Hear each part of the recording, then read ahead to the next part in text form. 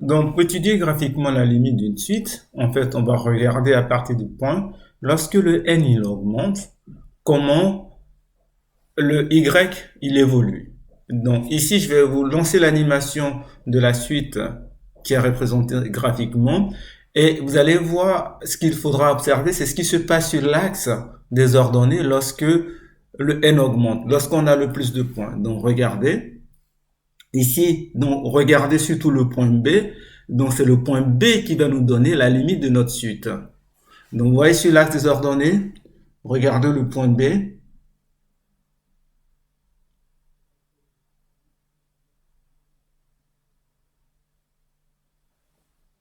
Très bien, je vais relancer l'animation pour vous permettre de voir.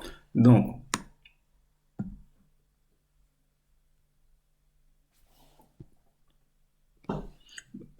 je relance l'animation. Donc, regardez au départ, regardez là où se trouvait le point B. Donc, si je reviens au départ, le point B, il a 1. Lorsque j'évolue, le point B, il descend, ensuite il descend, ainsi de suite.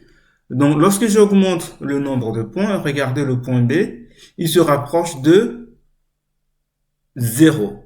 Donc, la limite pour cette suite, quand n devient grand, c'est 0. Donc, comment on le note? On va écrire simplement que limite, donc lim de la suite un, on met ça en bas lorsque n tend vers plus l'infini, donc lorsque n devient très grand, c'est cette limite est égale à 0. Puisque 0 c'est un nombre réel, on dira que la suite ici admet une limite finie qui est 0.